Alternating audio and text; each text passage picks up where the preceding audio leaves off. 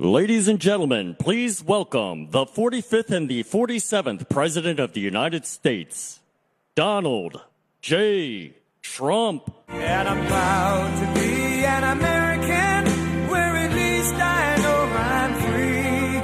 And I won't forget the men who died, who gave that right to me. And I gladly stand up next to you and defend her still today.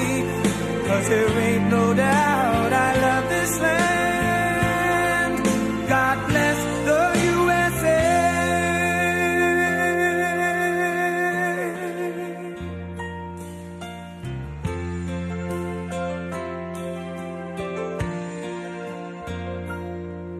From the lakes of Minnesota to the hills of Tennessee, across the plains of Texas, from sea to shining sea, from Detroit down to Houston and New York to LA, where there's pride in every American heart, and it's time we stand and say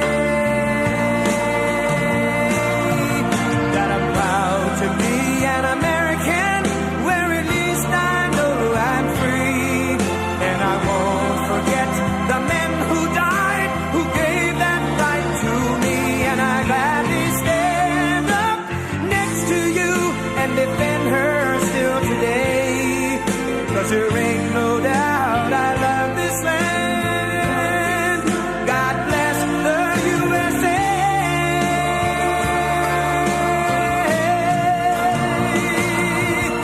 And I'm proud to be an American, where at least I know I'm free. And I won't forget the men who died, who gave that right to me. And I gladly stand up next to you and defend her still today. 'Cause there ain't no doubt I love this land. God bless the USA.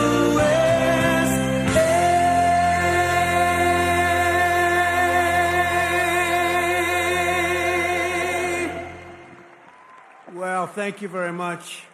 This is a great room.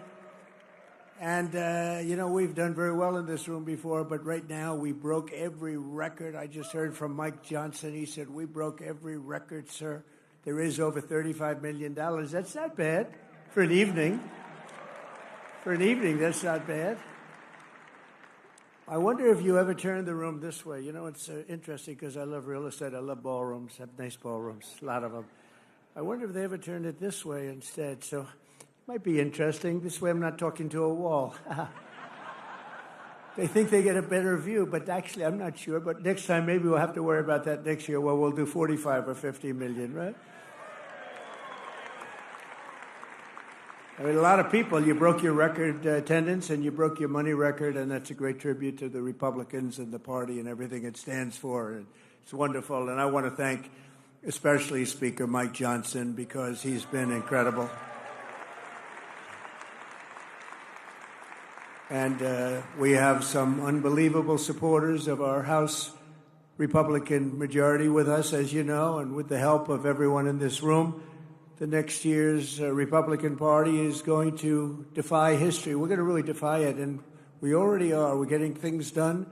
It's going to be very interesting to see. This is going to be a very interesting year. We have an interesting time. We're making a fortune with tariffs, $2 billion a day. Do you believe it? I was told $2 billion a day. I get hit by the press about tariffs. We're making $2 billion. This isn't 35 million, that's peanuts. $2 billion a day.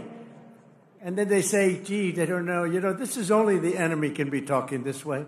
In addition, we have a lot of countries coming to see us that want to make a deal.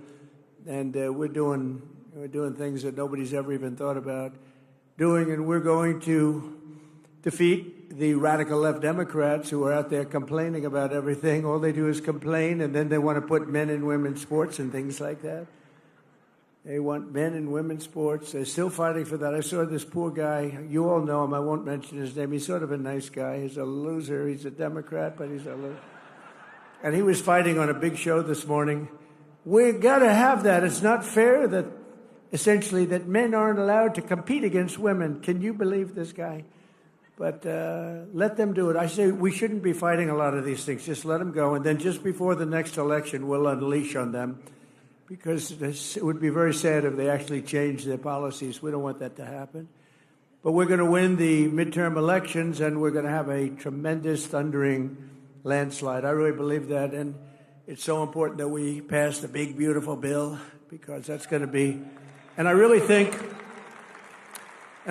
we're helped a lot by the tariff situation that's going on, which is a good situation, not a bad. It's great. It's going to be legendary. You watch. Legendary in a positive way, I have to say. It's going to be legendary. But I really think it actually puts pressure on those few Republicans that just can't get there. You know what the alternative is? A Democrat bill or a chapter for the country. You know, we have the debt continuation. And they have to do this. They have to get there. And I think we are there. We had a great meeting today. I think we are there. But just in case there are a couple of Republicans out there, you just got to get there. Close your eyes and get there. It's a phenomenal bill. Stop grandstanding. Just stop grandstanding. Boy, oh boy, oh boy. You know, their policy, the Democrats, is horrible. It's horrible. Think of it, open borders. Just all of the horrible, stupid things they have. You don't have energy. You don't have anything. They've lost their confidence. Everything is bad.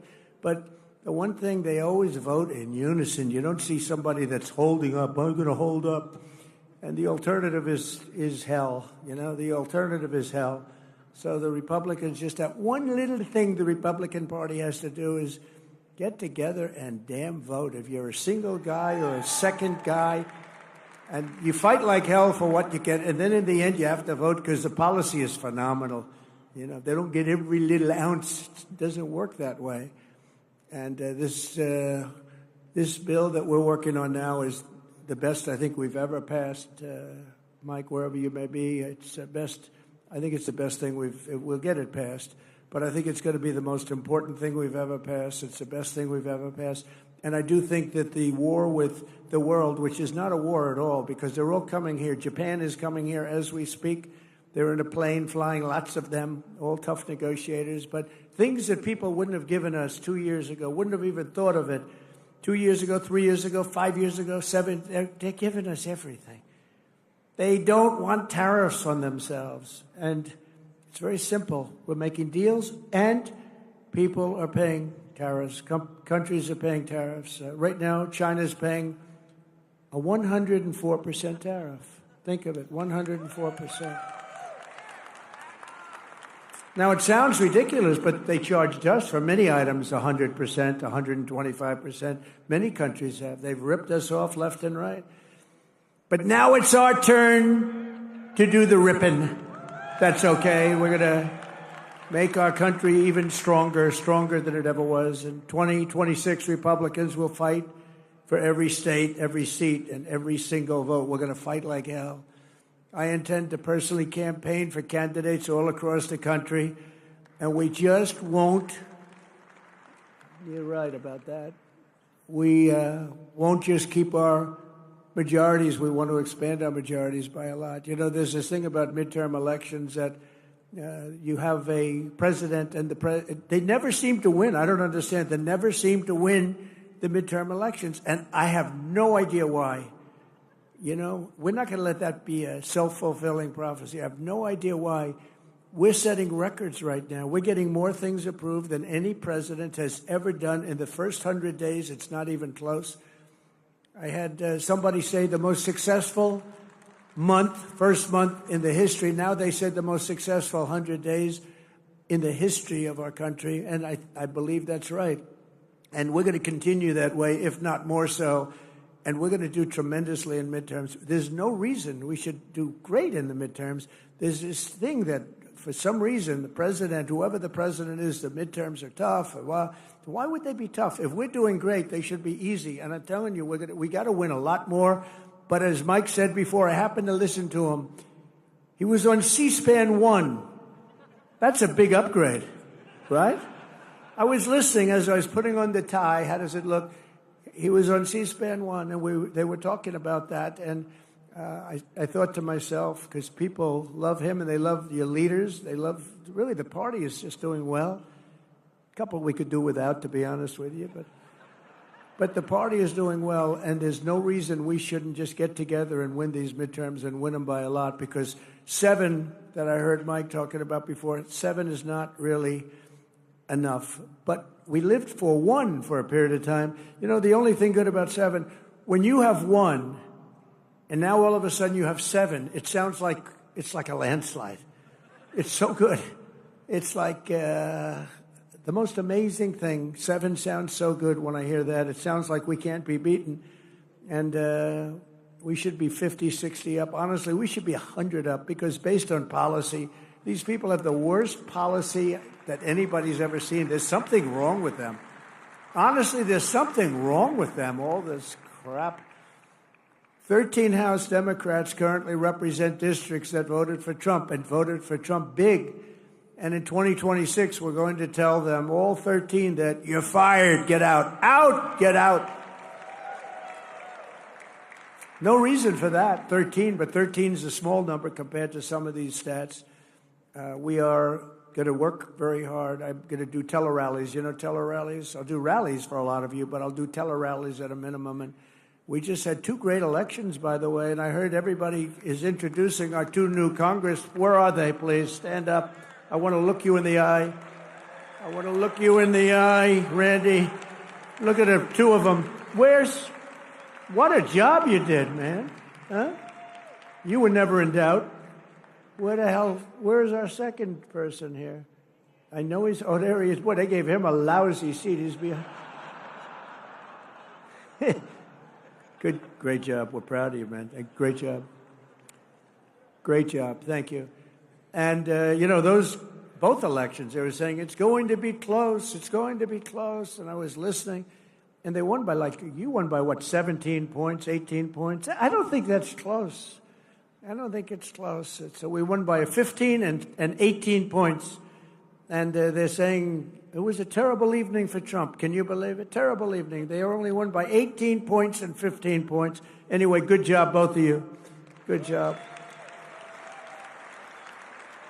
But in addition to our fantastic House Speaker, we're pleased to be joined by Majority Leader Steve Scalise. And I watched you too, Steve.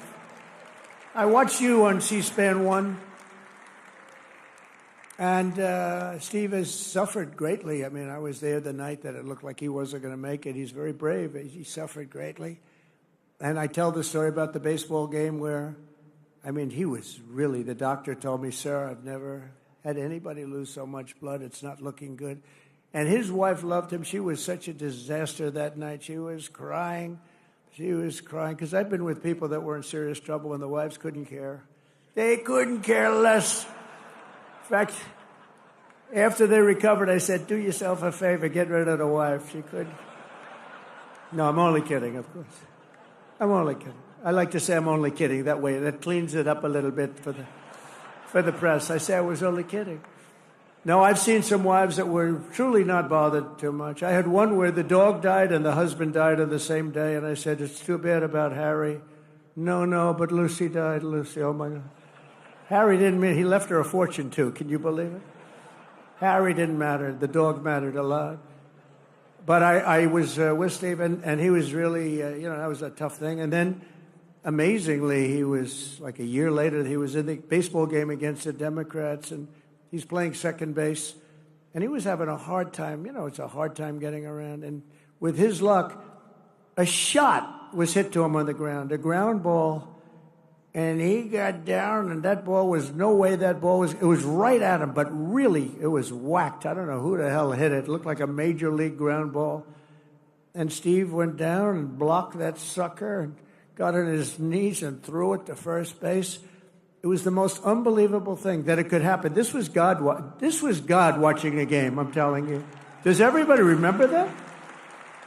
He blocked it, knocked the hell out of his foot. Not his glove, it was his foot. And he got down and grabbed the ball, threw it out, and got the runner by quite a bit. And they then took him out of the game. And I said, what a great move. That was a good manager. They took him out of the game because you can't improve on that, let me tell you. But he had great courage, and amazing how he's done. And he's been very special, and all of us know it.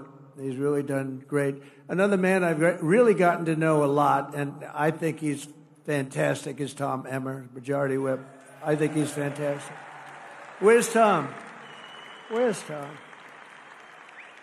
Where is our Tom? Because I want to see his wife. You know, his wife is better than him. He admits it. Oh, that's good. Hi, Tom. So where is she, Tom? Oh, no. She's not. She's home. She's watching C-SPAN. Yeah, I know. Thank you, Tom. Great job you do. And Lisa, you were up talking about Donald Trump tonight. And Lisa McLean, conference chair, she was talking about Trump. And I appreciate it, Lisa. Lisa, where are you, Lisa? This is like a roast. Thank you, darling. I saw your whole speech. I watched you and Steve and Mike. I watched the whole thing. Then they said, sir, we have to leave. You're going to be late. I said, I want to watch your speeches. And we have Richard Hudson, the NRCC chairman, who set the record tonight. Richard, great going. That's a great job. And Brian Jack, who was with me from day one of my political career, he was so fantastic. He was so fantastic. And he came to me, he said, do you think it would be okay? He wanted to run for Congress. He always wanted to run for Congress. It was the most important thing. But he was with me, knows so much about politics and boxing. He knows a lot about boxing, too, but he loves politics. But he really just wanted to run. I think his ambition was to be a congressman. And the seat came due. A good member of Congress actually retired, and Brian in Georgia. And Brian said, what do you think, sir? I said, well, you got my endorsement. And he won by a lot, and he's never looked back. He's a fantastic guy and a great political leader, a great politician. Brian Jack. Where are you, Brian? Where are you, Brian? Hi, Brian. Great job. Proud of you, Brian. And more than 160 members of Congress, and I'd like to really, you've done incredibly well. They're really looking back. And, you know, I said before, the Democrats have taken a lot of beatings. They have lost their confidence. They've gone crazy. They've gone crazy. How about this new one they have? Their new star, Crockett. How about her? Is that real? Are they serious about that? That's their new star? If that's their new star, they're in serious trouble. I mean, this is Crockett. Oh, man, oh, man. But we've done a job, but they've totally lost their confidence. And it's a hard thing when you lose your confidence, but they have. They've taken a lot of beatings, and now they're going to rely on Crockett to bring them back. Crockett's going to bring them back. You ever watch this? Last November, all the leaders here tonight were given a mandate from the American people, and at the presidential level, we won, think of this, all 7 swing states. We won the Electoral College 312 to 226. That's not bad. Remember? The fake news was saying it's going to be tough because people like Trump, but he should be able to get 270. I actually went to Nebraska and campaigned for 1 vote. I went to New Hampshire. I campaigned because they said that it could be we're 270, 269. So I'm going to all the places, and I'm trying to get one. We won Nebraska big, but there was one area, and I went there. I went all over the place campaigning, and then we get 312. But we won in a landslide, too, because we won the popular vote for the first time of a Republican in decades, and now I think that's going to be done routinely. We won 85% of all counties in America, 525 for them and 2,725 for us. That's that map that you see. It's all red except for the 2 corners. They have a little blue, a little line of blue. For the first time in history, all 50 states shifted toward the Republican Party. First time in history. It's never happened. It's a shift. It shifted Republican. And today there are more registered Republicans than any time in the history of our country. How good? How about that? Meanwhile, approval ratings for the Democrat Party have plunged to the lowest level ever recorded. They're at 26%. So you tell me about the midterms, right? 26, the lowest level ever for either party. The Republican Party is a much bigger party now than it was ever before. And I must say that it's the biggest now since you heard the name Donald J. Trump running as a politician. You heard the name before, but not as a politician. I said to my wife, I think I'm going to do this thing. Do I have your approval? Yes, darling, I think you'll win. See, she's a supportive First Lady. I don't know if she believed it or not, but she said it. She said, yes, darling, I think you'll win. How do you think I'll do? Oh, darling, you'll win very easily, even though I've never done it before. I said, I have one problem. I've never done it before. She said, that doesn't matter. You're so talented. I said, thank you very much. This is why we get along. It's easy to get along like that. But we have far more people and far more enthusiasm than the party's ever had.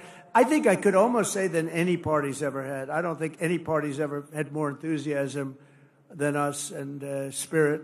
A lot of that's our leadership. The Democrats are a broken party with bad policy. They've lost so much, and both as politicians and as people, they've lost. The stage is set for a monumental victory for the Republicans in the midterms. And many of you, I guess most of you, so many great congressmen and women here. You got some senators here also, but many of you all of you are up. We've got to win. We've got to work really hard, and we got to win, because there's no way they should be winning based on policy, and it's ultimately about policy. We simply have to keep our promises to the people, and we have to very simply put America first. Put America first. And I said, I ran on common sense. I ran in. It sounds like a phrase that would have been used. I don't know. Nobody tells me it was used in politics before. Now everybody's using it. I see the Democrats, some Democrat guy who's just a real sleazeball, got up. He said, yeah, I ran on common sense. That's what I did. Common sense, yeah. And I said, gee, the problem in politics, you come up with a little slogan and they copy it. But, they copied no tax on tips. Remember, I said no tax on tips. Nevada hadn't been one for many years by a Republican. And state of Nevada, and don't ever call it Nevada. You'll lose 25%. Call it Nevada. It's true. It seems almost nicer the other way. Nevada sounds like Brooklyn. Does that make sense? I come from Nevada. But don't ever call it Nevada. Call it Nevada. But as you know, the corrupt globalist establishment that ruled our country for decades is now complaining that I'm doing exactly what I pledged to do in the campaign. All of these things, tariffs, the men and women's sports, everything. The borders, strong borders. We have the strongest border we've ever had today. It was just announced. Strongest border. They don't want to write that. They forget. They forget. Eggs. I came in eggs. Not a very glamorous thing to talk, but eggs. I was in for 1 week, and they said, egg prices are soaring. I said, I've just been here. I didn't know this, please. I didn't know it. The fake news, they're going, egg prices are soaring. I said, man, I just got here. Let me know about it. What's going on with eggs? Tell me. So they gave me a little bit of a thing, and it's true. Under Biden, they soared like double, tripled, quadrupled. You couldn't even get them. They were not available. They said, don't use eggs for Easter. Use the plastic alternative plastic. We got, at Mar-a-Lago, we got plastic eggs all over the place. They said, don't use it for Easter. If you're doing an Easter egg hunt, do not use eggs. Well, we have a wonderful Secretary of Agriculture, as you know, Brooke Rollins. She's here someplace, I think. And she went after it. When she goes after something, we don't play games, right, Brooke? And egg prices are down now 87%, and you have all the eggs you want, 87%. And they didn't write about it. They don't talk about it. I go up, I make speeches about eggs all the time. I never get a reporter writing about it because we were successful. If you're a Republican, when you're successful in something, you have to toot your own horn. Talk about it because you're the only one that's going to. It's a rough business, I will tell you. But the shrill voices that you're hearing this week about tariffs are the same scoundrels and frauds who never thought twice about when the United States lost 90,000 factories and plants. Think of that, 90,000. How do you do 90? If you had a map, a big map the size of that wall, and you had a pin for each factory, you wouldn't have enough room. You think of it, 90,000 factories since NAFTA, the worst trade deal in history, by the way, and we had it terminated. Everybody said you'd never be able to, it had to be terminated by Congress, and it was not easy. It was so bad. You know, the people have a lot of, it's very interesting, they have a lot of power, they have a lot of political power. It's hard to get even a bad deal terminated, but we did do it, and we got USMCA, and that's been really great. But when they cheat, it's not so good. And they cheat. They do cheat. You know, I respect Mexico, I respect Canada, but they cheat like hell. You know, Canada charges for our dairy products 270%. Nobody knows that. They charge you 2% for the first 2 cartons of milk. And after that, you go up to 270. And the press says, they've only charged 2%. No, that's for the first 2 cartons. So it's, you know, we can't have that. And we have to be wise to it and get along with everybody, but we have to call people out. 6 million manufacturing jobs were lost since NAFTA when 21 million illegal aliens poured across our borders. Think of that, many of whom were violent criminals, murderers, drug lords, and the mentally insane. Insane asylums were closed. They used to go crazy when I talk about Hannibal Lecter, the late, great Hannibal Lecter, right? Silence of the Lambs. The fake news would say, why does he talk about that? He's a fictional character. He's actually not. We have many of them that came across the board. He's actually not. But when the people went to the voting booth, then we understood why he talked about that, because they voted for us. They said, we don't want Hannibal Lecter in our country. The great Hannibal Lecter, he was a very important force. But the press would go absolutely crazy if I mentioned Hannibal Lecter's name, because they said he's a fictional character. No, but it was making a point, and the point is they're emptying mental institutions and insane asylums. Not anymore, they're not. Insane asylums into our country. We had numbers, the likes of which nobody's ever seen anything like it. Other countries, I deal with other countries all the time. I am right now on tariffs where they want to make a deal with us. We don't necessarily want to make a deal with them. We're happy the way we are, taking our $2 billion a day. But they want to make a deal with us, and they talk about it, and they say, we cannot believe that they had open borders. These are countries, they have, you know, they have borders, and they don't let people into their country. They can't understand how. They did it because they're sick or they're crazy. There's something really wrong with these people. But the same people now telling me about how to deal with China are the ones who sold out America for decades to China. For decades, they gave up to China. I'm the only one that you know how much? China's paid almost $700 billion in tariffs under me. And then they say, Donald Trump hasn't been tough on China. They say Trump hasn't been tough on Russia. Okay, here's the story. Nord Stream 2. Did anybody ever hear of it? It's the biggest pipeline in the world. I closed it. Russia had it. I closed it. Putin told me that's the worst thing. You're supposed to be friendly with me. I'd hate to see you as my enemy. I closed Nord Stream 2. When Biden got in, he opened it up immediately. It serviced all of Europe, going to Germany. It serviced all of Europe. We closed it, and they say, oh, he wasn't tough on Russia. I was very tough with the sanctions and everything else. And by the way, just for your information, we're trying like hell to get the fighting stopped between Russia and Ukraine. A thing that never would have happened if the election wasn't rigged. We had a rigged election. And we can say it and say it loud and say it proud because the election was rigged and we can't let that stuff happen anymore. Go to paper ballots, go to same-day voting, go to voter ID, go to citizenship. You have to prove your citizenship, a little piece of paper, and you won't have it. Sort of disappointing because a lot of Republican governors, they could do that. Same-day voting, paper ballots, very sophisticated paper, actually. It's all watermarked. You can't cheat. Very hard to cheat. France went that way. They were like us, and they were, you know, having very bad elections, very crooked elections. They had 37 million people. They voted. They had a winner. They had a loser. They went home. That was it. 10 o'clock in the evening was over. With us, You ever see, we have these machines that cost a fortune, and they say, we think we're going to have the final vote tally in 2.5 weeks. And wait a minute, this is election day. You ever see where in California they were counting votes 4 weeks later? And then they say, and by the way, all paper costs 8% of the machines. Why is it that Republican governors aren't going to it, okay? What's going on with our Republican governors?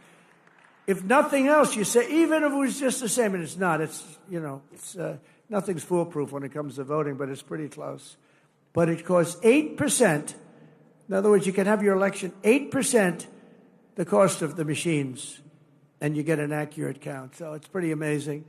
They gave us NAFTA, mass illegal immigration, the Democrats did, the fake Paris Climate Accord, and the China's entry into the World Trade Organization. That was a wonderful day for us. China entered the World Trade. They've done pretty good. And, they didn't do things exactly by the books. And they were a developing nation. They still are. They say, we are a developing nation. We should be entitled to more. And our people say, oh, that's right, they're developing. They're not developing, we're developing. Look at some of our inner cities. We got to develop them. But we can't let the Democrats get away with this stuff. But we're developing more than they are. The globalists have been wrong about everything, and so I wear their attack on me because nobody has ever been attacked like a man named Donald J. Trump. In the history of our country, nobody's ever, but I wear it as a badge of honor. Nobody has ever been attacked. I was under more investigations than the late, great Al Capone. He was the most violent criminal. He was the most violent mob boss in history, and I was under investigation far more than him. It wasn't even close. Our opponents are not afraid that our America First policies will fail. They're terrified that our strategy will succeed and we're going to get bigger and stronger and better as a party, and that's what's happening, and that is what's happening. It's going to be something, and I'm actually looking forward to the midterms. I really are. We're going to prove that all of their treasonous years of betrayal will not be forgotten, because it's treason. What they did is treason. When they allowed millions of people to pour in through open borders from all over the world, they came. To me, that's treason. What they've done to our country is unthinkable. The money we have to spend to take people out, and then we have judges that say, no, let Tren de Aragua come back into our country. They want him to come back in. Killers, they cut off a man's fingers because did you, sir, make a phone call to the police in Colorado? Yes, I did. You've attacked us and you've taken over our building. They took over real estate all over Colorado. You did, right? Give me your hand. Put the hand down. Boom. Cuts off his fingers. And they want him back. And how about the mix-up with the MS-13, where it wasn't a Tren de Aragua, it was an MS-13 killer. And they said, oh, they got to mix up. Let's get them back into our country. No, we need people that are going to love our country.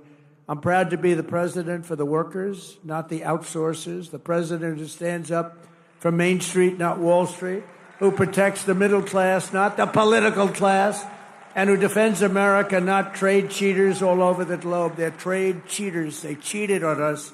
They cheated with tariffs on us. They stole our money. They stole our jobs. And now people are going around saying, oh, we're not treating them right now. We're treating them very good, actually. They're lucky we're treating them so good. And, when I have tariffs and I say, well, we're going to charge what they did. We're going to charge what they did. And then I say, I'm going to charge much less than they did. Believe me, we're actually being nice about it. But we're doing very well, better than we've ever done before. My job is not to maximize the profits of outsourcers and these foreign corporations are horrible. It's horrible what they're doing, but we're catching them. We're catching them by the dozens. My job is I have to defend the American dream, and I have to defend the American citizens. That's my job. I have to defend that. The American dream is never mentioned. It was mentioned for 4 years, and now it's being mentioned again, but it was never mentioned when we had Sleepy Joe in office. I used to have the hardest thing I had to do with Joe Biden is the nickname. Do I call him Sleepy Joe or Crooked Joe? Could we take a vote, please? Who wants to call him Crooked Joe? Who wants to call him Sleepy Joe? That's my problem. It's like the same. They both work. They both work beautifully. Joe had one ability that I didn't have. He said he was a good golfer. He's terrible. Somebody said the only time I got angry during our debate when he said he was a 6 handicap. He's not a 6. He's not a 36, okay? But he had one ability that I don't have. He was able to go to a beach, bathing suit in tow, because it looked like it was actually falling off. But he'd go, had a hard time walking through the sand because, sand is heavy on your feet. Carrying one of those 6-ounce chairs that are made out of aluminum that if you weigh a little bit too much, it just cracks in the middle when you sit down. And he could sit down in a beach with photographers on the beach. He's the president, so he had a minimum of photographers, but he still had photographers. And he could fall asleep. Who the hell could do that? Who could fall asleep? And he'd turn around and drool would be coming out. He didn't care. His wife didn't care. It's an ability that I could never fall asleep under those circumstances. I'd be very conscious of my body and what we look like. I'd be sitting up like this. Then I'd say, darling, it's time to go. Let's get out of here. Well, it wouldn't most people. I mean, what do you think? This guy could go to the beach, and he was out in seconds. Guys are shooting him. He'd be in the papers the next day, eyes closed, mouth open. The United States has been getting ripped off for 50 years, and we're simply not going to take it anymore, and that's what's happening right now. In 1950, the United States dominated global auto production, producing more than 75% of all of the cars on Earth. Think of that, 75% and even higher before that. Today, we produce 11%, while China produces 3 times more than we do. Let me tell you something. With the tariffs that we're doing, as you know, we have tariffs on automobiles, aluminum, steel, separate from the other tariffs, the baseline we call it. Companies are pouring back into our country with plants. There's a run on sites. There's a run on old plants. Most of them are being ripped down for new plants. They've stopped building in Mexico, 4 or 5 plants, and they're all coming into the United States. I know what the hell I'm doing. I know what I'm doing, and you know what I'm doing, too. That's why you vote for me. And the chip makers are coming in. They're all coming in. We've never had anything like this. We have investment, they think, of about $7 trillion. And that's been in a month and a half. Think of that. For the first, you got to give me a little time to get warmed up with that. So let's take the first couple of weeks off. For about a month and a half, we got almost $7 trillion spoken for. Trillion. We've never had that. I don't know if we've ever had it at any time. But if you go back and look at Biden and these other campaigns, any of them, they didn't have those numbers for the year. These are the biggest chip makers in the world, the biggest auto manufacturers in the world. $7 trillion of investment, and that means jobs. I look at it differently, not investment. I look at it as jobs. And they're coming in at levels that we've never seen before. And it is true that Mexico, they've stopped building plants, and those plants are now going to be built in the United States of America. So it's pretty exciting. All because of 2 things. They say, they want to be nice to me. They say, sir, because of November 5th, the election, and because of tariffs. I said, in that order? And the smart one said, yes, sir. First was that you got elected, and second was tariffs. And I'll accept that, But I will tell you because of tariffs. But I'm the only one that would have done the tariffs because everybody was afraid. They were afraid of being criticized because the globalists will go after you. For 7 decades, American ships have patrolled the seas. American troops have kept the pace and peace. And American wealth has enriched the globe. But despite all we have given to them, you will not find an American car in Berlin, in Tokyo, in Seoul, in Shanghai, not a car. I used to say to Angela Merkel, Angela, how many Chevrolets do we have in Berlin? Why None, Donald. None. That's right, Angela, you got it. How many Chevrolets do you think we have in Munich, Angela? None, Donald. I said, you sent us 7 million cars last year. So we're going to start buying American-made cars or cars that are manufactured in America. And if you can do it, not part of what I was going to say, but one of the best things that I think I've come up with is interest deductions. If you buy a car that's made in America, you get an interest deduction on the money you borrow. And I love it. I hope you can do it, Mike. I hope you can do it, because I haven't bugged you about that. I've been talking about no tax on tips, no tax on Social Security, no tax on overtime.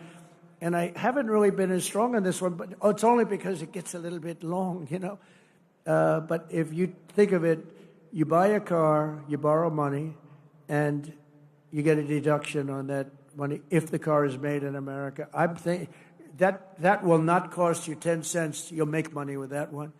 I think you'll make money actually in a certain way with the other three also. I think they're very important, and they were part of our campaign. I was going to say before that in Nevada, that when I came up with the no tax on tips, I think that's why we won by a massive amount. And interestingly, they came up about a month and a half later. She was making one of her few speeches. She didn't speak too much for a reason, good reason. She was making a speech, and in the middle she said, oh, and by the way, we will have, everyone's falling asleep, we will have no tax on tips. The place booed the hell out of it. They said, you're a little late on that one. Because I was worried they'd copy me. You know, it was so good. You know how it actually happened? Maybe I should tell the story quickly. I was in my building in Las Vegas. We have a great restaurant there. And this young, beautiful waitress, and you're not allowed to say beautiful because that's the end of your political career. If you call a young woman beautiful, that's the end of your career. But what the hell? She was beautiful. So she came up to me. And she said, hello, sir. It's so nice to have you at the hotel. I said, thank you. I had a group of people. Some political people, actually. It's very interesting. And I said, how's everything going? She said, oh, it's so tough. They're after my tips. Who's after? The government. They're after my tips, constantly after my tips. They're after all of us for the tips. She said, sir, we should have no tax on tips. I said, say it again. What? We should have no tax. She said it. This was my consultant, a waitress from my hotel. Most people go out and spend millions of dollars to come up with an idea. I said, she just said, no tax on tips. That's the coolest thing I've ever heard. So I went outside. There were we finished our wonderful meal, steak, went outside, and there were a lot of cameras, as there always are, unfortunately. I say, ladies and gentlemen, we're going to have a new policy all over the country, but specifically in Nevada. There will be no tax on tips, right? And the cameras went wild. Click, click, click, click, click. And we won the state by a lot, so I don't know. So I have to find that waitress and thank her. She was my consultant, except I didn't pay her $2 million like the other consultants that we all get screwed by. Even worse than the tariffs other countries impose are the non-monetary barriers. That's a non-monetary. These are not financial. These are other things, what they do so that you can't get your product in that country. And China, as you know, is one of the big offenders. And it's not all China. Look, I get along with President Xi. I have over the years. But, you know, you just, when COVID came, that was the end. That was it. That was called the bridge too far. But I've always had a good relationship with a very smart guy, loves his country. I love our country. So, you know, we love our country. He loves his. I tell that to other leaders. You got to fight for your country. You're not going to fight for us. But we can't fight for you. We're fighting for other countries. We're trying to make them great without making us great. But those days are over. They steal our intellectual property. They rob our trade secrets. They manipulate their currency to levels that have never been seen before. Today it was announced that China is reducing its currency. Did you see that? Big, big. In other words, they're going to make up for it. They got every trick in the book. I'll tell you, they are great. You got to hand it to them. You got to hand it to them. They're manipulating their currency today as an offset against the tariffs. Not supposed to do that. The game isn't supposed to be played that way. It makes it very hard for us. But in the end, it's not good because they have to buy oil. See, we don't need oil. We don't need oil and gas. We have more than any other country. They have to buy it. That's where it hurts them when they do that. It costs them twice as much. And they ship their products through every one of our trading partners, running up our deficits with these countries. They sell a lot. You know, when you put a tariff on them, they sell it like with steel. They were dumping tremendous amounts of steel into our country during my term. I saved every steel mill. We only have steel mills because of what I did. I put a high tariff on them, 25 and then 50%, and it stopped. It stopped. They were dumping so much steel, we would have lost every single steel mill. The people that like me best are the people in the steel business, but I think the auto business is going to be right there. I think chips are going to be there. I think pharmaceuticals are going to be there because, you know, we don't make our own pharmaceuticals, drugs, and other things to get better. They're made in other countries, and you pay a number. I mean, the same package in our country compared to like London and other places is sometimes 10 times more. 10 times more. Something that sells for $88 in London sells for $1,300 here, made in the same factory by the same company. And that's over. I told them all that's over. They put all of their research and development money. They put everything. But what they don't tell you is that these other countries are smart. They say you can't charge more than $88, otherwise you can't sell your product. And the drug companies listen to them. But we're going to do something that we have to do. We're going to tariff our pharmaceuticals, and once we do that, they're going to come rushing back into our country because we're the big market. The advantage we have over everybody is that we're the big market. So we're going to be announcing very shortly a major tariff on pharmaceuticals, and when they hear that, they will leave China, they will leave other places because they have to sell. Most of their product is sold here, and they're going to be opening up their plants all over the place in our country. We're going to be announcing that, so that's breaking news. Ladies and gentlemen, we have breaking news. That's what's going to happen. What other presidents allow China to get away with is absolutely criminal, but I'm not like the other presidents, and it's not going to happen under President Trump. It's just not going to happen. After all of the abuses they've perpetrated, China's attempting to impose additional unjustified tariffs. Just so you understand, they all got rich because of tariffs. You know, now when we do it, oh, it's so terrible what Trump is doing. It's so terrible. They got rich.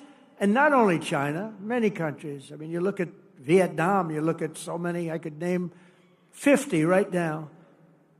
Biden couldn't do that. He couldn't name any. Name one country. Name any country. What's the name of our country? He doesn't know. That's why additional tariffs on Chinese goods are in place effective midnight tonight at 104%. Until they make a deal with us, that's what it's going to be. I think they'll make a deal at some point. China will, they want to make a deal. They really do. They want to make a deal. They just don't know how to get it started because they're proud people. China will now pay a big number to our Treasury. This is all taxes. And don't let them keep telling you that this is a tax on our people. I hate that. You know, they say it's a tax. No. Often, much of it is paid. And hey, look what happened during my first term. We had no inflation, and yet I took in hundreds of billions of dollars in tariffs and taxes from China. No other president got 10 cents in tariffs or taxes from China. I got hundreds of billions of dollars. Hundreds of billions of dollars. And I still got along with them because they understood what they were doing was wrong. They understood it. It's when you explain it, they sit up, they say, I've had numerous leaders tell me, you're right, sir. I was waiting for you to bring this up. Because some of the trade deals that were made by predecessors as president were so bad, you almost wonder who did these deals. They were either crooked or stupid. There can be nothing else. They were either stupid or crooked. It's terrible, but it's all being changed. I changed a lot of it in the first 4 years, but it's all being changed. You know, in the first 4 years, we had the most successful country in history in terms of economics. We had an 88% increase in the stock markets. We had an 88% increase. There's never been any president that had an 88% increase. We had 88%. And There are a lot of happy people, and I think we're going to do much better than that this time, because this time I'm doing what I want to do with respect to the tariffs. I think we're going to do much better. And just remember the numbers. When you get up to $2 billion a day, $2 billion a day, they're saying, sir, can't be that, can it? I said, yeah, it can. It's the biggest transaction ever made. This is bigger than any deal. You guys, some of you work for companies. Your companies are peanuts. I don't care how big they are. This is the largest transaction in the history of our country. And don't let some of these politicians go around saying, because I'm telling you, these countries are calling us up, kissing my ass. They are dying to make a deal. Please, sir, make a deal. I'll do anything. I'll do anything, sir. And then I'll see some rebel Republican, some guy that wants to grandstand, say, I think that Congress should take over negotiations. Let me tell you, you don't negotiate like I negotiate. Congress takes over negotiating, sell America fast because you're going to go busted. You don't. I just saw it today. A couple of your congressmen said, I think we should get involved in the negotiation of the tariffs. Oh, that's what I need. I need some guy telling me how to negotiate. I tell you, the happiest people in the world would be China. They wouldn't be paying 104%. I tell you, they'd be paying no percent. We'd be paying them 104%. That's the beauties. These guys, we got to be careful. And even the concept of it hurts your negotiation. When they see a little story like that, the other side, it hurts your negotiation. And then the fake news wants to build it up, and it has no chance anyway. But we have to remain united. As I defend workers from unfair trade, House Republicans have a chance this week to bring trillions and trillions of dollars pouring back into America by pushing forward with the largest tax cuts in American history, which is what you're working on right now. The largest in American history. And the reason because we had a great first term and amazing first term, but I saw that the other day that we had the most successful, I knew it anyway, but I saw that we had 88% increase. That's a tremendous increase. Think of that. And that's with all of the difficulties and all of the fake investigations and the Adam Shifty Shifts. Can you believe this guy? He's got the smallest neck I've ever seen. And the biggest head. We call him watermelon head. I'd say, how could that big fat face stand on a neck that looked like this finger? How can it? It was the weirdest thing. It's a mystery. Nobody can understand it. But he's one of the most dishonest human beings I've ever seen. And how we can allow people like that to run an office is a shame, but we did. He was in charge of the witch hunt. He was in charge of the fake witch hunt with Russia. It was a made-up story. Made up. Think of it. They make up a story. They know it's made up. It's gone on for a year and a half, 2 years. Russia. I knew nothing about it. The only thing I knew was that I taxed the pipeline that I told you about, that I put all sorts of sanctions and everything else. They never had a problem like they had with me. But it was Russia, constant, as a method of, what they did is that was the complaint about why she lost an election, because crooked Hillary was expected to win the election. But they didn't see what we saw. We saw the biggest crowds in history gathering, only superseded by the crowds we just had. But here's a guy that goes out, and he goes to an intelligence hearing, or whatever you might call it, and it's supposed to be secret. He'd walk out. He'd either make a call off the record, this is crooked Adam, shifty Schiff. He's a shifty Adam. Or he'd just go out blatantly and have a news conference. And because it had to do with me and my family, he'd go out and have a news conference. And he said, you've got to remember, he knows it's a hoax because he made it up with crooked Hillary. So he knows it's a hoax because we're dealing with human beings on the other side. He'd say, Donald Trump Jr., the son of the President of the United States, will spend many years in prison because of what he's done with Russia. Now, think of that statement on a human basis. I have a young son, who is being told that he's going for prison on something he doesn't even know what they're talking about. He said, Dad, I don't know what's going on. They keep talking about I'm involved with Russia. I don't know anything about Russia, I swear to you, Dad. And yet, Adam Schiff goes out and makes a statement about a hoax that he made up that he knows is false. How bad a human being do you have to be? They put my son and my family through that kind of trauma. These are bad people. These are sick degenerates. And I used to be much nicer to them. I gave them the benefit of the doubt, but I've just seen too much. They make up a story about Russia. It was a hoax. And eventually, now they've all admitted it was a hoax. On to the next one. That's Russia, Russia, Russia. But they know it's a hoax. And they say about a young man that he's going to spend the rest of his life in prison because of what he's done with Russia. He knows it's a hoax. How bad do you have to be to have that happen to your son? And, you know, it has a bad effect on a family, a bad effect. You know, you okay, Don? I am, Dad, but I don't understand. They keep tying me to Russia. I don't know anything about Russia. He didn't know a damn thing about Russia. It's a disgraceful situation. That's why we got to kick their asses in the midterms, and we got to kick their asses again in 4 years. If we slash taxes on American workers and producers, our economy will soar, jobs will surge, manufacturing will boom, and our country will prosper like never, ever before. We got to get this big, beautiful deal done. We got to get it done.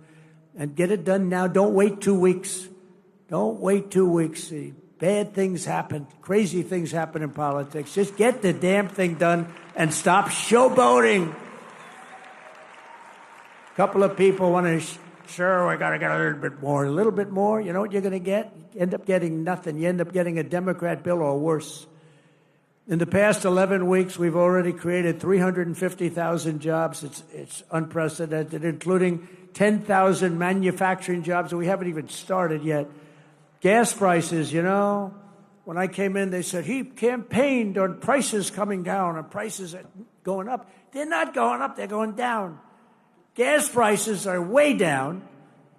In fact, they had something $2.50 a gallon. I saw on television a little while ago in between watching my great friends on C-SPAN.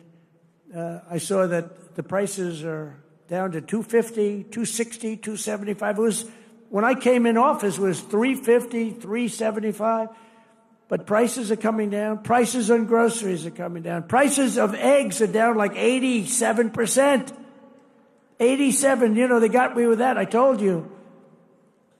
Before I even got in office, they were telling me about, they're down close to 87%. And core inflation has dropped to the lowest levels in 4 years. And as I said, we had no inflation in 4 years, despite the fact that I took in hundreds of billions of dollars in tariffs. So we hadn't even started yet. Nearly $6 trillion of new investment. And that number is now revised up to about 7. Apple, great company, is spending $500 billion because of tariffs. $500 billion, not 500 million. That's a lot. 500 million. You know, when I first heard the number, I said, you mean 500 million? You can build a lot of plants for... No, sir, 500 billion. 500 billion? TSMC, the biggest, most powerful chip maker in the world. This is without that stupid CHIP Act, where they say, here's billions of dollars to a company that doesn't need it. These chip companies are loaded. They give these companies billions of dollars to build a plant in the United States. They don't build them in the United States. They keep the money. It looks good. They give them billions. No. TSMC, I gave them no money. Great company. Most powerful in the world. Biggest chip company in the world. They're spending $200 billion in Arizona building one of the biggest plants in the world.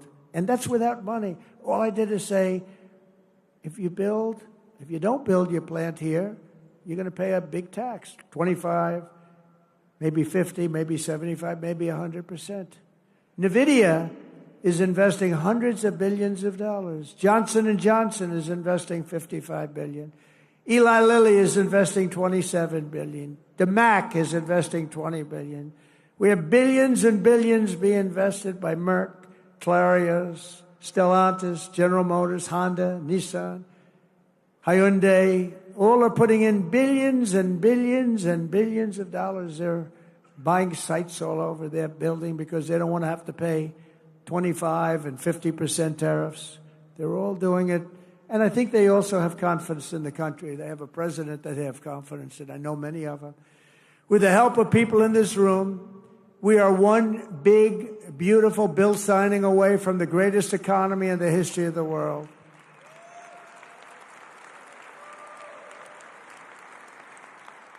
And it's an overhang. You know, this bill's an overhang because if it doesn't get signed, we will have imposed the biggest tax on the people of this country in our country's history by 40%. Biggest tax, because we gave you the biggest tax cut in history. Now we're giving you another, which is one of the reasons that there are many reasons why we were so successful. But that's one of the big ones. The other one is that 1 year deduction, all in 1 year deduction, so big, and I know they're working on that, the big deduction. It makes people invest. But now we're working on something that's going to, I think, blow it away. This bill is unbelievable. It's going to bring a lot of money back into our country. But if we don't do it, it's going to be a disaster. And you just better hope that people believe that it was the Democrats' fault, because, you know, they're very good at saying it was our fault. It'll be the biggest tax increase in history. And all my life as I watched politicians, I wasn't a politician, but I watched them and I contributed to them a lot, contributed a lot of money over the years, but I watched it. But all my life I'd hear politicians saying, we are going to give you a tax cut. I will cut your taxes. We will cut your I never heard. They're the only party that says, we are going to increase your taxes. Vote for me. Who the hell ever heard this? Only these people. We're at a strange time. These lunatics go out and they tell everybody how you're going to have a big tax increase. So maybe they want the bill to fail so that we can have a tax increase. Maybe they'll take credit for it. But I've never heard that said. I've watched politics all my life. I've never seen politicians campaign on, we're going to increase your taxes, except these crazy Democrats. As part of this legislation, I am committed to spending cuts, and I will fight hard to include the elimination of hundreds of billions of dollars in waste, fraud, and abuse in the bill. We've already found hundreds of billions of dollars through Doge, and Elon has been terrific. He's been really terrific. But we've found hundreds of billions of dollars of waste, fraud, and abuse. But now we need to get the budget resolution, and we have to get it passed in the Senate. We have to bring it through the House. It's going to pass in both. One thing I'll say is that Thune has been great. John Thune has been great. And he's worked with your great leader hand in hand. Those two bills are coming up together, and they're very similar. And I didn't know if that would happen because you have a lot of different rules, procedures, complicated stuff. But Mike has been amazing, and John Thune, and they've worked like amazingly well because they've just been going on at the same time. And we're ready to get this thing done and beyond and get rid of the debt hangover ceiling that's a disaster for our country and for everybody, and to give people the biggest tax cuts they've ever had, because we're going to add them both up together. It'll be the biggest tax cuts. It'll blow away the tax cuts that we got them 4 years ago. If we follow through on this agenda, we will be rewarded with a phenomenal economy and a massive victory at the ballot box in 2026, because we will have a record of triumph like no president has ever had, like no Congress has ever had. They will not be able to even touch your seat. Your seat is secure, and we'll pick up 40, 50, or even 60 seats, and we'll have something that's going to be smooth sailing for years to come. If we don't get it done because of stupidity or a couple of people that want to show how great they are, you just have to laugh at them or smile at them or cry right in their face. In less than 3 months, our new administration has already accomplished more than most administrations achieve in 4 years or 8 years, and everybody says it. And we have to have this stuff documented and approved. In a matter of weeks, we've achieved the lowest level of illegal border crossings in American history. In history, they have a plaza in front in Tijuana, Mexico. I wouldn't advise going there on a trip, but nevertheless, they have a plaza, a big plaza, held hundreds of thousands of people. Yesterday morning, there were none. There was a man sweeping this massive plate of concrete, massive. And he was sweeping the concrete, and there was nobody there. During the same period last year, Joe Biden released more than 184,000 illegal aliens into our country. Think of it. Many of these people were from jails and mental institutions, as I said. Since my inauguration, we've released a grand total of nine. And they were all, in all cases, medical emergencies. We did that for medical emergency reasons. Last month, we officially designated Tren de Aragua, MS-13, and the Mexican drug cartels as foreign terrorist organizations. And thanks to the Supreme Court yesterday, and today we had a big ruling too. We had a very big ruling today.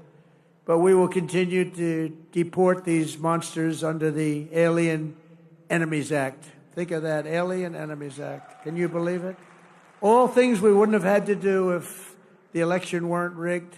Now, in reconciliation, we need Republicans in Congress to give us the full funding to permanently secure the border and to carry out. That's part of what we're asking for. Who could fight that? We want to permanently secure. Without a border or without fair elections and without a good press, you don't have a country. Well, we have a lousy press. We now have a good border. And we're going to get good elections pretty soon. There's a lot of clamor for it. I think it's something that you should work on. You should go out and put a bill in demanding. You demand. You know, because the states are just an agent of the federal government, of you. You're to demand paper ballots. You're to demand one-day elections. You know what they do when it's longer than one day? All of a sudden, well, we're fixing the room up. Move those boxes. We're putting an air conditioner. Oh, really? We'll move the boxes back in a few days. Well, we're painting the room. Please move the boxes. And you notice the boxes go out, and then they move back in about half the number. Oh, it's so sick. One-day election. You don't need any more than that. One-day election, paper ballots. I think you should put a bill in. I mean, I don't know. Who's in favor of a bill? Who could not want it? Who could not want it? But I think you should do a bill in that. I think it would be so popular. And more importantly than popular, it's so necessary. You have to have great elections. You have to have fair and free elections. And you've got to have borders. Otherwise, you don't have a country. To quickly bring down the cost of energy and lower the price of everything, on day one, I declared a national energy emergency to drill, baby, drill. We're drilling. Oh, we're drilling. I withdrew from the unbelievably expensive for us, the Paris Climate Accord. So we were paying, it would have cost us $1 trillion, $1 trillion. China doesn't come into it till like 2035.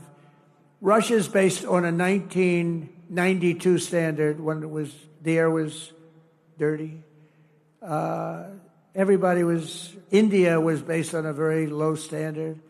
Except the United States, we had to pay immediately. We would have spent trillions of dollars on that scam. And it sounds so nice, the Paris Climate Accord. What a beautiful name. Isn't it beautiful? It was a ripoff of the United States. Well, don't forget, I'm negotiating with these people, but if you really look, the European Union, why was that set up? It was set up to screw the United States of America. They formed a group of countries, got together, and let's make life miserable for the United States of America on trade and other things, and they have done that. They've done that. They've treated us very badly. We don't sell cars into the European Union. They won't take our agriculture. They want their own, but we take their agriculture, we take their cars by the millions. I terminated the Green New scam, one of the great scams, one of the great hoaxes in the history of our country, only superseded by Russia hoax. I canceled Joe Biden's insane electric vehicle mandate where everybody had to have an electric vehicle in a very short period of time. Everybody was forced to have an electric vehicle. They built some power stations in the Midwest. They look like gas pumps with electricity, right? They spent $8 billion, and 4 of the 9 of them don't work. 4 of 9, they built 9 or 8, but half of them don't work. They spent $8 billion bringing the cables, bringing the wires. What a great investment that was. Billions of dollars they spent. Now people can go out and buy a gasoline-powered car or hybrid. They can buy whatever they want. We don't want hydrogen because they have some big problems. They blow up, and you never see who was driving the car. You're not recognize them. That's a big problem. They were telling me about, sir, I'm really liking hydrogen cars. I said, but isn't there a problem? Yes, they tend to blow up on occasion. I said, how bad is it? Well, we found body parts 250 yards away from the car. We think it was Mr. Jones, but we're going to go to see his dentist and see if we can. So if you have one of those incidents, let's forget it, right? It's a bomb. It's a bomb. I don't want him to work. I actually said, don't work on it. Between that and windmills, you can have windmills too. Most expensive form of energy ever. Anybody have a windmill by your house? Congratulations, you'll never sell your house. And today I signed historic executive orders to unleash coal production to the highest levels ever.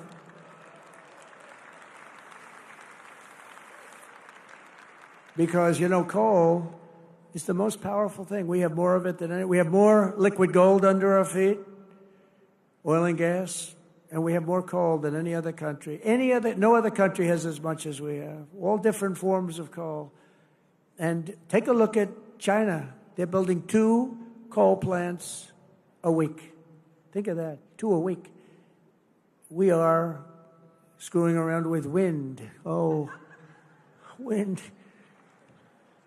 These people are crazy. They say, oh, it's great for the environment. Yeah, it kills all your birds. You want to see a bird cemetery? Walk under a windmill sometime. Got birds all over the place. They're screaming for help. They got whacked. The environmentalists, it's an environmental dream. You know why? Because you're never going to have energy. They're the most expensive form of energy there is. 10 times more expensive than clean natural gas. 10 times much more expensive than coal. And they're very unreliable. Like if they wanted to watch us tonight on television, Alice, I want to watch the president tonight. I'm sorry, darling, but the windmills aren't blowing. We're going to give them confidence to do what they have to do long into the future because coal is going to be a big factor in our country now. You know, it does give us our electricity because there's nothing like coal in terms of power, but it's going to be clean, beautiful coal like our bill. It's going to be clean and beautiful. Coal miners, and by the way, they've made tremendous progress with also coal in terms of clean coal. But the coal miners standing alongside of me this afternoon in the White House, they were incredible.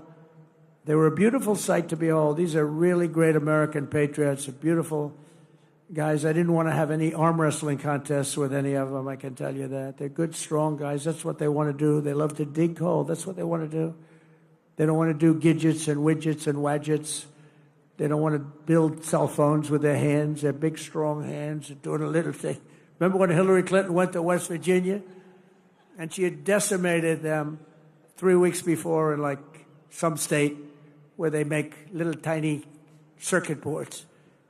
And she said, we're going to teach the miners in West Virginia how to make a circuit board with little tiny things. He said, we're going to teach them. And then she went to West Virginia. She was in the campaign. And she had to go there. Do you remember that stop? It was memorable. It was one of the worst. Did they go after her? And one of the miners said, I don't want to do anything else but dig coal. I want to dig coal. They said it today. That's what they love. They love doing it. It's like that in a lot of industries. People love doing what they're doing. They want to dig coal. That's what they want. They don't mind going deep in earth. They feel comfortable there. Me, I could do without it. But they feel comfortable. They're incredible people, actually, hardworking, incredible people. And we're giving them their lives back. We've also begun the largest deregulation campaign in history. For every one new regulation, I have directed that 10 old regulations must be eliminated before the first one can go into effect. And we're working tirelessly to restore peace through strength and bring back the hostages held captive abroad. We've brought a lot of them back already, but what a sad situation that is. What a sad situation that is. That would have never happened of our president. October 7th would have never happened. And I said Russia-Ukraine would have never happened. All this stuff, inflation would have never happened. Afghanistan disaster would have never happened. Most embarrassing moment in the history of our country. Not leaving. I was going to leave. I'm the one that got them to a point where they could leave, but I was going to keep Bagram, the air base, one of the biggest in the world. I was going to keep it, not for Afghanistan, because it's 1 hour away from where China makes its nuclear weapons. Wouldn't it be nice to have it? You know who occupies it now? China occupies it now. Can you believe how stupid this guy was? On top of that, they get blown up at the airport, leaving the wrong airport. They didn't leave from Bagram. They left from a local little airport, which was crowded and like crazy with the people from the towns and cities. And the bomb went off and decimated hundreds of people, killed hundreds. We lost 13 soldiers. But we also had 42 or 48 horribly injured. Arms, legs, face, horribly injured. All because we had a stupid leader. Should have never happened. Should have never been involved in that. We're also joined tonight by a number of brave souls who were recently released from Hamas captivity. Hamas is just a disaster, the level of hatred. Where are the people? Hamas, they understand what that's all about. Where are you?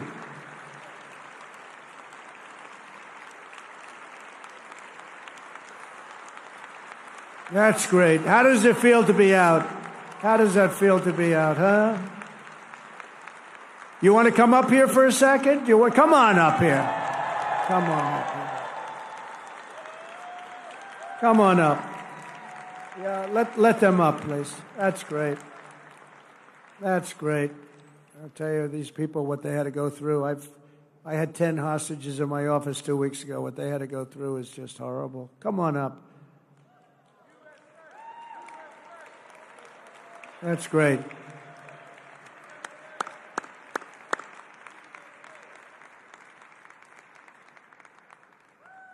That is so nice to see you. That is so nice.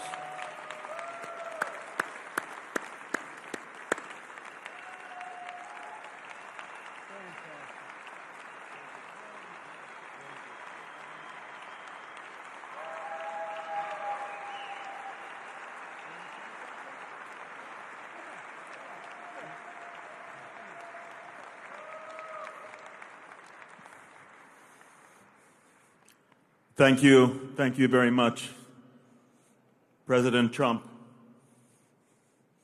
I'm here, and I'm alive. President Trump, you saved my life.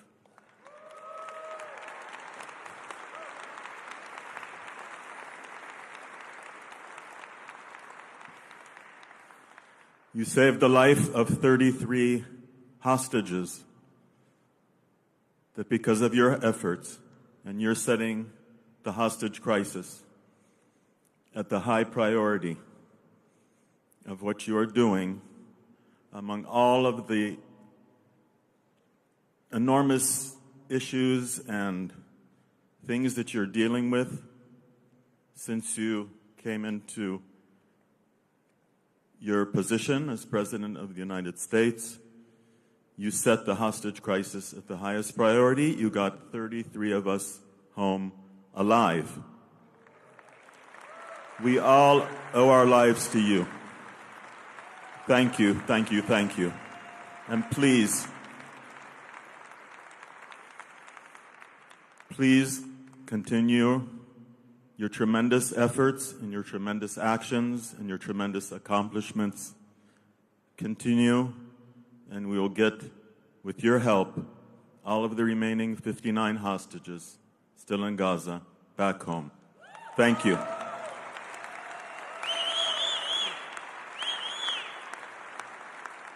Thank you, President Trump, for bringing my Keith home.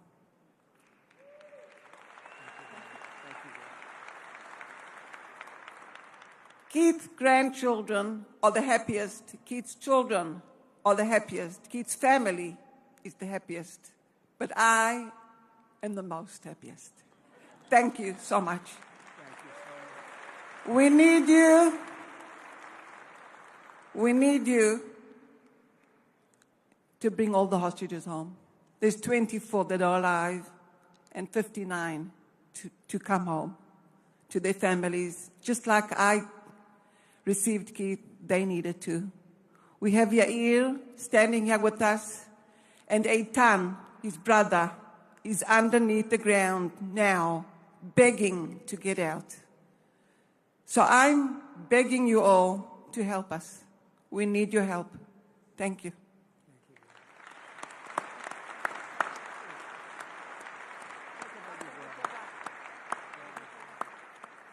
So, my name is Yair.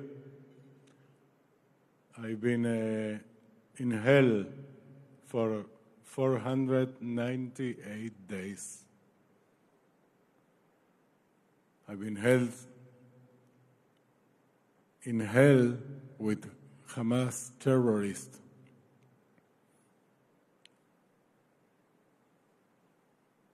When we didn't see the light, but we feel when we heard President Trump get elected, we knew there is now someone who makes the things happen.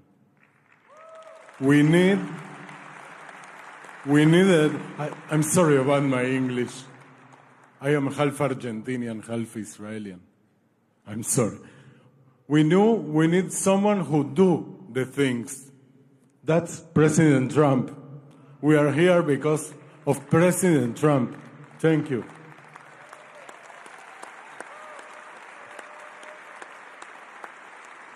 Thank you for your efforts. It's really surreal to be here. You know,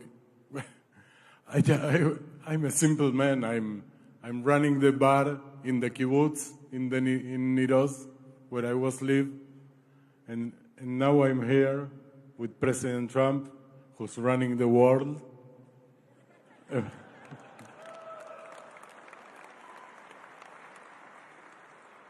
We are thankful. We are really thankful, but humbly we ask for more.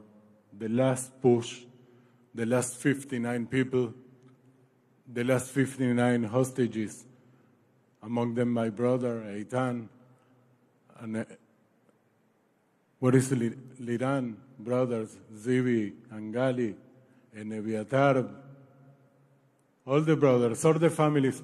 In a few days we mark the Passover, right? Pesach. It's a family.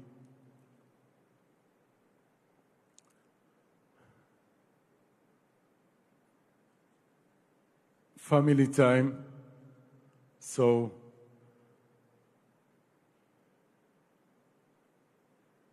I expect that in the next Seder,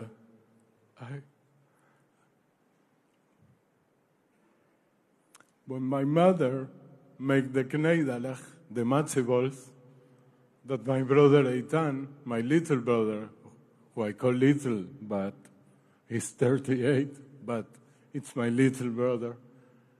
I hope he can sit with us in the Seder of Passover, and wow, it's overwhelming.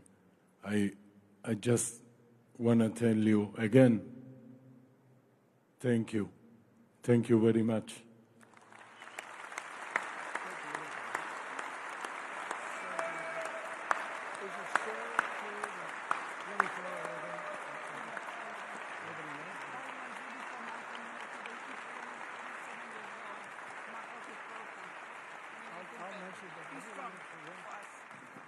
I just want to say, I said, of the 59 people that you want to bring home, how are they and how are they doing? Do you have any idea? Because they left that whole scene not long ago, and they said, well, of the 59, 24 are living, the rest are dead.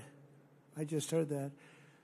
And I was told that before by somebody else.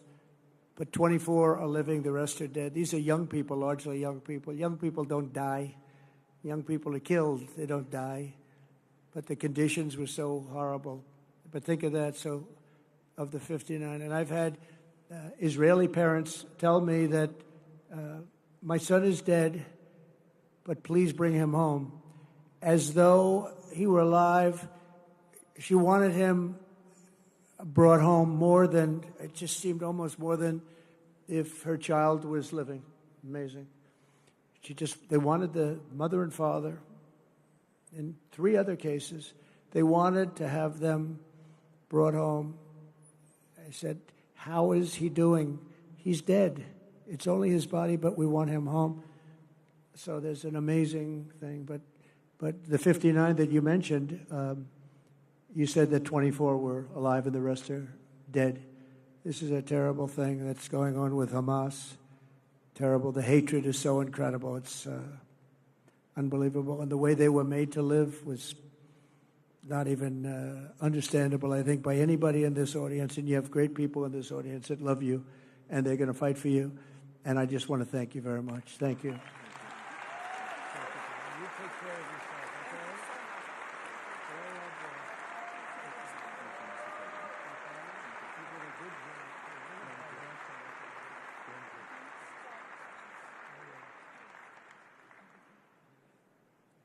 you very much. Thank you. I got him back. Be careful.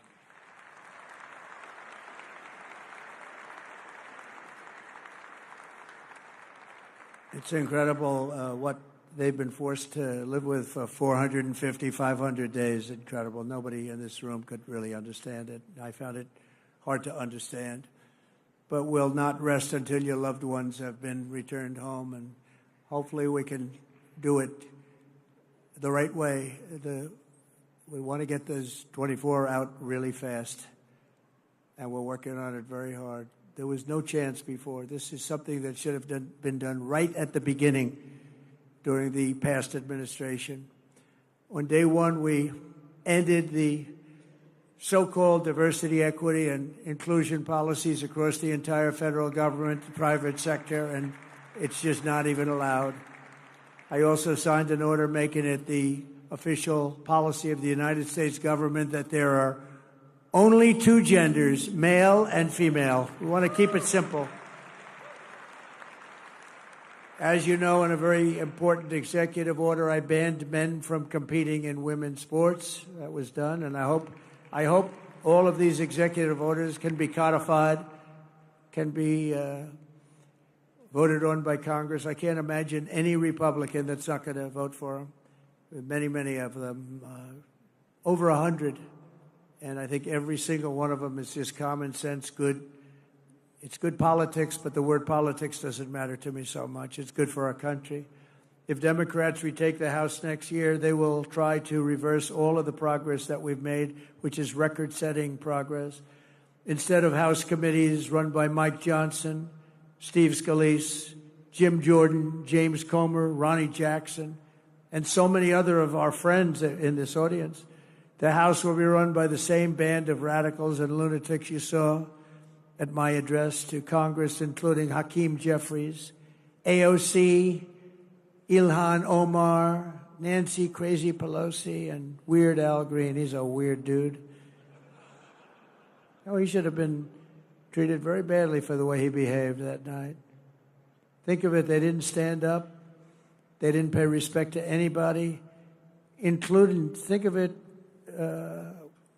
you take a look at Laken Riley, you take a look at any of the people there, the parents of these incredible people, the young boy with cancer, serious cancer, wanted to be in a police department, would give anything to be a policeman someday.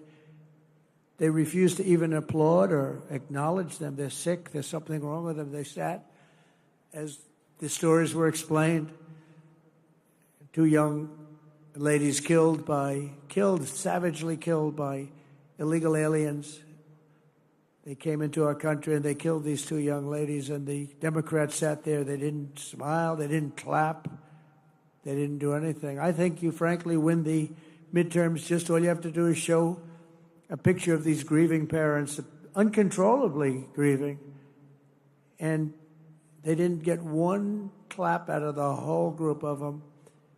They just sat there like stoic and disgraceful. And you show that in your commercials that you're going to be putting on, and you'll win every race that we have in this room. That was a bad night for them, and now they know it. They're trying to make up for it. But they're just, I don't know, something wrong with them.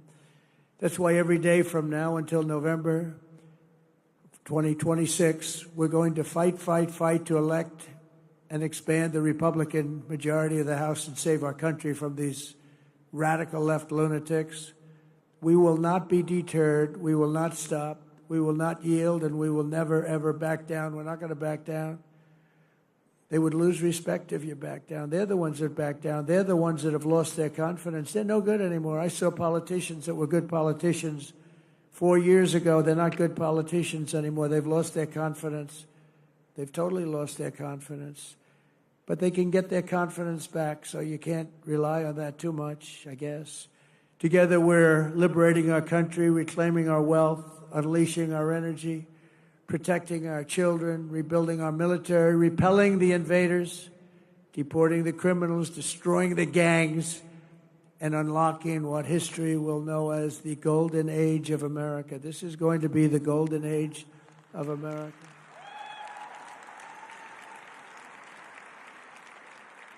With your support, your commitment, and your help to elect more Republicans, we will finish the job that we have really brilliantly started. It's been a brilliant period of years, and we go back to 2016. It was brilliant.